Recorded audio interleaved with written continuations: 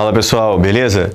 Quem está falando aqui é Luiz Lima, sou professor de Geografia e estou aqui para apresentar para vocês um dos temas mais importantes da Geografia que aparecem com recorrência não só no Enem, mas nos vestibulares do Brasil de maneira geral, que é o tema de Geografia da População, em especial o recorte de transição demográfica, focando aqui no processo de transição e nos impactos sociais e econômicos. E a primeira pergunta que eu te faço é, cara, para que estudar um negócio desse? Você se pergunta, com certeza, cara, para que eu tenho que estudar isso, professor? Além de cair no vestibular, para que isso serve? Pensa comigo, já tentou organizar uma festa? Um churrasco, alguma parada em família, assim? Sempre falar, cria um evento no Facebook, e aí tem uma porrada de gente que bota assim, talvez, e você fica agoniado, porque você não sabe o número de pessoas que vai aparecer na tua casa, ou o número de pessoas que vai aparecer na tua festa. Aí você fica, qual é, pessoal? Confirma. Por que você fica assim? Porque você precisa saber o número de pessoas que vai. Afinal, você tem que saber o quanto você vai comprar de comida, tem que saber de quanto você vai comprar de bebida. Se for gente demais, vai faltar coisa. Se for gente de menos, vai sobrar coisa e você vai ter gastado dinheiro à toa.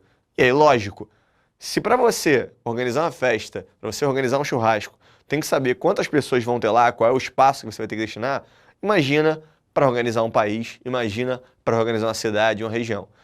O estudo de população é extremamente importante para garantir o quê? Que os investimentos em infraestrutura, moradia, fornecimento de energia, água, esgoto, produção de alimentos estejam atendendo às demandas populacionais daquela região.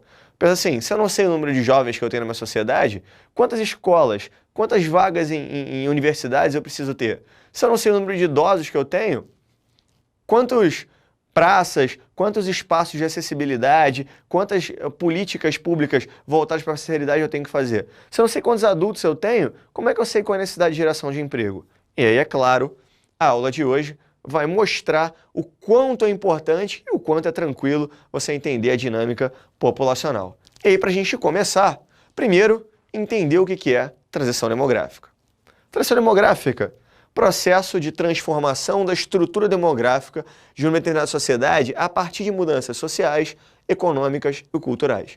Professor, o que você quer dizer com isso? O que eu estou querendo dizer para você é que toda sociedade, todo grupo de pessoas, ao longo do tempo, muda seus padrões de pensamento político, seus padrões de pensamento cultural, e é lógico, isso vai alterar a forma como a sociedade está organizada, vai alterar a forma como os indivíduos permanecem e, lógico, como a estrutura populacional existe. Quais são os conceitos básicos para a gente entender isso? Primeiro deles, o crescimento vegetativo ou natural. O crescimento vegetativo é um índice de oscilação demográfica positiva ou negativa. O que isso quer dizer? Um índice que mostra se a população está aumentando ou diminuindo. Se ela aumentar, é um índice positivo. Se ela diminuir, é um índice negativo, que é determinado a partir da diferença entre as taxas de natalidade e as taxas de mortalidade. A taxa de natalidade é o número de nascimentos para cada 1.000 habitantes, ou seja, em um ano. Em um ano, importante isso. Ou seja, o número de indivíduos que nasceram naquela sociedade.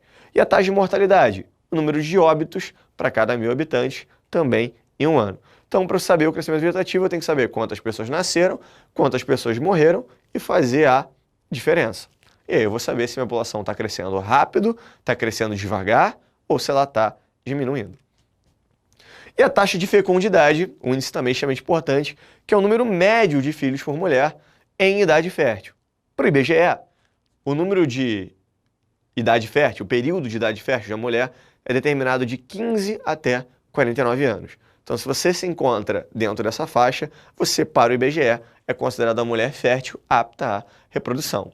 Há uma taxa ideal de reposição que é de 2,1 filhos por mulher. Por que 2,1 filhos por mulher? Porque subentende-se que eu tenho a necessidade para concepção de uma criança de 2 pessoas, né? E aí, lógico, essas 2 pessoas vão estar inseridas no mercado de trabalho, serão adultos, e ter 2 filhos significa que no momento onde essas 2 pessoas saírem, eu terei 2 indivíduos para ocupar o seu lugar. E o 0,1? 2 filhos e um braço? Não. Significa que eu vou ter uma taxa média de crescimento lenta da população, garantindo que vai dar tempo de eu observar quais são as necessidades de investimento, de infraestrutura, evitando então assim que haja um crescimento demasiado acelerado e eu não seja capaz de atender aquelas demandas populacionais. O Brasil hoje já está um pouco abaixo dessa taxa. O Brasil hoje já se encontra numa faixa de 1,9 filho. E isso é perigoso, isso é complicado. E a gente vai entender o porquê. Dá uma olhadinha aqui. Ó. Essa é a representação gráfica da transição. Interessa em onde você está, em qual país do mundo você esteja, em qual região. O processo de comportamento padrão é esse. Essa transição demográfica ela é dividida em várias fases que são marcadas por determinados acontecimentos que fazem com que tanto a taxa de natalidade ó, em azul quanto a taxa de mortalidade em vermelho se alterem. Perguntinha, cadê o crescimento vegetativo nesse gráfico? Falei que é a diferença entre os dois. O crescimento vegetativo ele é representado pelo espaçamento entre as duas linhas. Ok, então repara que o espaçamento na fase 2 é maior, ele volta a diminuir na fase 3, fica pequenininho na fase 4, na fase 1, ou seja, o crescimento vegetativo ele oscila, a velocidade com a qual a população cresce ou diminui oscila de acordo com cada uma dessas fases. Vamos dar uma olhadinha então como é que cada uma dessas etapas está estruturada? Vem aqui, chega aí, dá uma olhada. Fase 1, característica dela, um baixo crescimento vegetativo, ou seja, a população cresce num ritmo muito lento. Por que isso? Primeiro fator, eu tenho uma taxa de natalidade muito elevada e uma taxa de mortalidade também muito elevada. Ou seja, nasce gente pra caramba, mas em compensação também morre gente à beça, a expectativa de vida é baixa. Para provar para vocês que esse gráfico é padrão, botei aqui o comparativo da Europa com o Brasil. A Europa, porque foi a primeira região no mundo a entrar nesse processo, a passar por essas etapas de transformação. E o Brasil, começando aqui, ó, já no século XX, né? Então a Europa até o século XVIII está na primeira fase da transição e o Brasil estava nela até a década de 1940. Quase 200 anos aí de diferença entre as duas áreas do mundo. O que justifica essa taxa de natalidade tão alta? Pô, até o século XVIII, o cara mora onde? E no Brasil, até a década de 40? Mora no campo. O cara no campo tem um custo de vida muito elevado? Não. Ele está preocupado, então, em evitar filho? Não. É maneiro para ele ter uma quantidade grande de filhos? É. Por quê? Se eu vivo no campo, quanto mais filhos eu tenho, é mais gente para me ajudar o quê? No meu trabalho, para trabalhar na lavoura comigo. Então, tem um filhotinho, pô, tu vai dar o que de presente para ele? Dá uma enxadinha para o moleque. Vamos lá, papai, vamos lá. Pum, ensina o garoto, vai te ajudar nesse trabalho. É a mortalidade elevada por conta de quê? Pô, vive no campo. A maior parte das vezes, população ignorante, analfabeta, né? Estou num período histórico onde a questão sanitária, a questão de higiene, a questão da medicina ainda é muito rudimentar. E aí, lógico, a expectativa de vida, a contração de doenças se dá de forma muito mais facilitada. E aí, claro, além da vida pesada do campo, né, vai ser mais difícil para o cara manter uma longevidade, o cara vai ter uma expectativa de vida menor, e aí nasce gente pra caramba, mas também morre gente à beça. Quando é que isso muda? O que acontece na Europa no século XVIII? Primeira Revolução Industrial. O que acontece no Brasil a partir dos anos 40? Eu estou em processo de quê? De chegada da indústria, estou na Era Vargas. E a industrialização está atrelada a um outro fenômeno geográfico, que é a urbanização. O processo de urbanização, atrelado a essa migração, esse crescimento das cidades a partir do êxodo rural. O cara sai definitivamente do campo em direção à cidade. Então as cidades estão ganhando importância. E aí pensa comigo, ó, o que caracteriza a fase 2? Eu tenho um crescimento vegetativo elevado, por quê? A natalidade ainda é alta, mas a mortalidade começa a diminuir. Por que a mortalidade cai? O que a urbanização colabora para que a mortalidade caia? Faz aí, segue meu raciocínio. Eu tenho um grupo, 10 mil indivíduos, 10 mil pessoas morando no campo. Não tem infraestrutura sanitária. Onde é que o cara vai no banheiro? O cara vai no rio, o cara vai no mato, né? Qual é o impacto dele com relação a isso? Pequeno. O cara foi lá, fez a necessidade dele no mato, acabou. Resolvida a história dele, ele voltou a levar sua vidinha feliz da vida. Quando o cara vem para a cidade, quando esses 10 mil indivíduos saem do campo e vão morar numa lógica de aglomeração sem infraestrutura sanitária, eu tenho o quê? 10 mil pessoas precisando ir ao banheiro. E aí, o cara vai ao banheiro? Claro que vai, né? Mas pra onde é que vão as coisas dele? Esse negócio de espetáculo, dá descarga, o negócio tchau, vai embora, vai ser maneirão. Agora, lá no século XIX na Europa, no início do século XX aqui no Brasil, ia pra onde esse negócio? Ficavam, né? Tinha valas nas áreas urbanas, eu tinha espaços a céu aberto onde ficava esse esgoto, onde ficavam esses resíduos. Eu tenho uma facilidade, então, enorme de quê? De proliferação de doenças, proliferação de vetores, né? De contaminação. E aí, lógico, eu sou obrigado, a partir da lógica da urbanização, a pensar numa infraestrutura, a criar formas que vão garantir que haja uma salubridade, que vão garantir que haja uma melhoria na condição de vida. Então a revolução médico-sanitária vai fazer com que haja o quê? Uma queda na mortalidade. É mole tu resolver mortalidade. Tem uma doença que mata todo mundo. Aí o cara vai e descobre a vacina. Vacinou geral. Alguém vai morrer disso? Não. Então, resolvi, aumentei a expectativa de vida, melhorei a qualidade de vida e a medicina continua trabalhando aí desde a história da humanidade, eu tenho o desenvolvimento desse segmento. A Europa, então, até o final do século XIX, até a metade do século XX, está vivendo essa fase e o Brasil dos anos 50 até os anos 90. Agora, se nasce gente pra caramba e morre cada vez menos gente, o que acontece? Eu tenho um crescimento populacional muito acelerado. Esse crescimento, essa explosão demográfica típica da segunda fase, que levou Malthus a pensar naquela teoria, que dizia que a população crescia muito mais rápido que a produção de alimentos, né? Malthus enxergou isso porque a Europa estava vivendo a segunda fase da transição demográfica. Beleza isso? Tá tranquilo? Acompanhando? Então, ó, continua aqui. Fase 3. Eu vou ter a queda novamente do crescimento vegetativo. Por quê? É a vez agora da natalidade cair. Vamos lá, estou na segunda metade do século XX, né? Pós-Segunda Guerra Mundial. O que está acontecendo? A população já é urbana. Morando nas áreas urbanas, o custo de vida é maior. Se o custo de vida é cada vez maior, eu vou ter que repensar a minha infraestrutura familiar. A mulher agora vai o quê? Vai entrar no mercado de trabalho para conseguir compor a renda da família. Eu vou ter movimentos feministas, vou ter toda a discussão de igualdade de gênero. E aí, lógico, eu vou ter melhoria dos métodos contraceptivos e maior acessibilidade deles. Então, se hoje as famílias, as mulheres sabem que para que você consiga uma certa qualidade, uma certa tranquilidade financeira, você não pode mais ter a mesma quantidade de filhos que a sua avó, que a sua bisavó teve. E aí, lógico, vão lançar mão desses contraceptivos, vão lançar mão de um planejamento familiar, fazendo com que a natalidade, assim como a fecundidade, diminua. As mulheres deixam cada vez mais o início da maternidade para frente, né?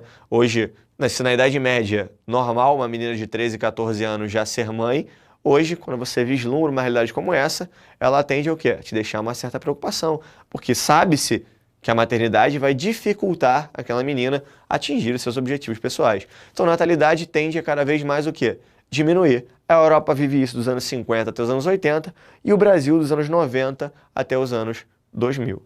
Agora, quando nós chegamos na quarta fase, eu já tenho um crescimento vegetativo pequenininho, a natalidade está baixa, a mortalidade também está baixa, e a Europa viveu isso dos anos 80 e o Brasil vive isso atualmente. Essa é a fase com que o Brasil se encontra. Mas a fase 4, ela requer uma observação, que é uma possibilidade, é um risco de que o crescimento vegetativo acabe o quê? Sendo negativo. É cada vez mais comum conhecer pessoas que dizem que querem ter um ou nenhum filho. E aí, claro, se a fecundidade cai drasticamente, a natalidade tende a ficar menor que a mortalidade. E aí, se eu tenho um número de pessoas, né, se a taxa de mortalidade acaba ficando mais alta porque a natalidade caiu a um ponto que a reposição não mais se faz, eu vou ter um decréscimo populacional. Qual é o problema disso? A humanidade vai acabar? Não, a humanidade vai acabar. Mas o problema é o desequilíbrio econômico que isso causa.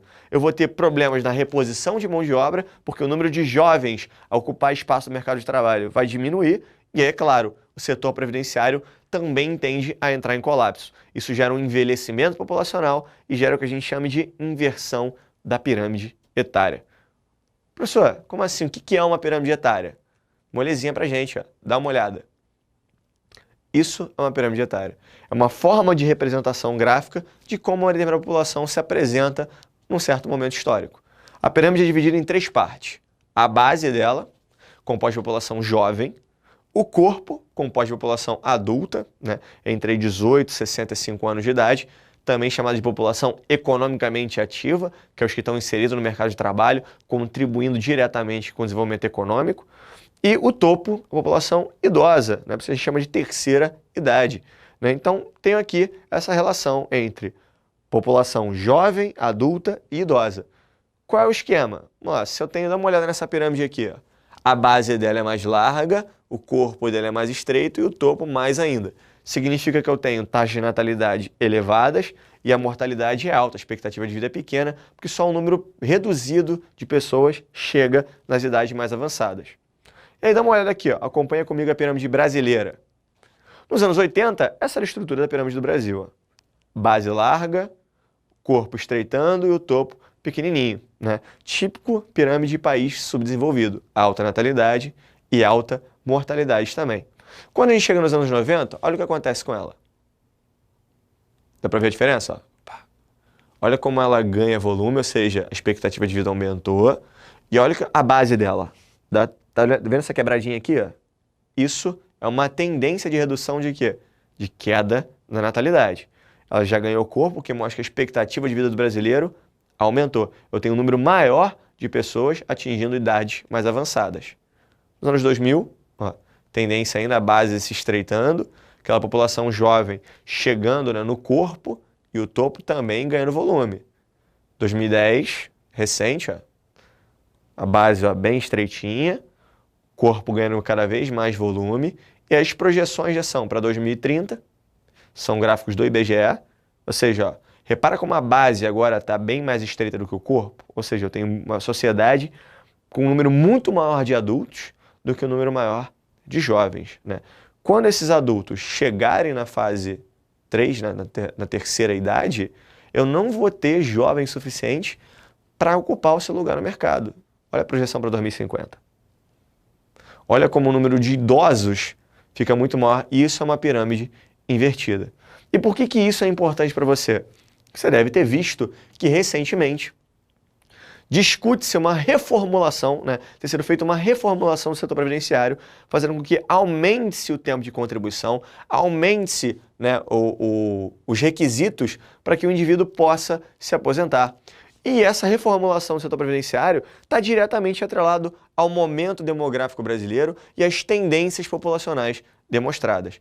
E aí, claro, se eu tenho um número maior de pessoas para receber a previdência e um número cada vez menor de pessoas pagando, é lógico que esse sistema tende ao quê? A se desequilibrar e entrar em crise. O governo tenta o quê? Minimizar essa crise. Que tipo de medidas eu posso ter curto, médio e longo prazo para solucionar esse problema? Primeira medida, né, vai ser aumento dos impostos, vai ser reformulação, né, o congelamento das aposentadorias, vai ser reformulação do sistema exigindo que mais requisitos sejam atendidos para que o indivíduo possa se aposentar. Se eu já tivesse escassez de mão de obra, que é a realidade de países como, por exemplo, Canadá, França passou por isso, Alemanha, os países envolvidos de maneira geral entraram nessa etapa e aí tem dificuldade, se eu tenho escassez de mão de obra, eu tenho que fazer o quê? Atrair mão de obra estrangeira. Qual o problema que está atrelado a esse incentivo à migração? A xenofobia. Quando você tenta cumprir as suas demandas econômicas, sua demanda de mão de obra, atraindo mão de obra estrangeira, eu posso ter internamente interpretações de que o migrante vem para roubar o trabalho do nativo. E aí, lógico, esses movimentos de intolerância, de aversão, são uma problemática também atrelada a essa questão. Em longo prazo, medidas de incentivo à natalidade. Você aumenta o tempo de licença maternidade, paternidade, dá incentivo, inclusive financeiro, para que as pessoas optem por ter mais filhos. E aí, claro, em 15, 20 anos, esse garoto que está nascendo agora se insere no mercado de trabalho e começa a minimizar essa problemática. Então, hoje, quando você fala sobre transformação da população, envelhecimento populacional brasileiro, é exatamente esse processo que está sendo apontado. Falou, galera? A gente continua daqui a pouco fazendo alguns exercícios mostrando para você como isso aparece no vestibular. Valeu!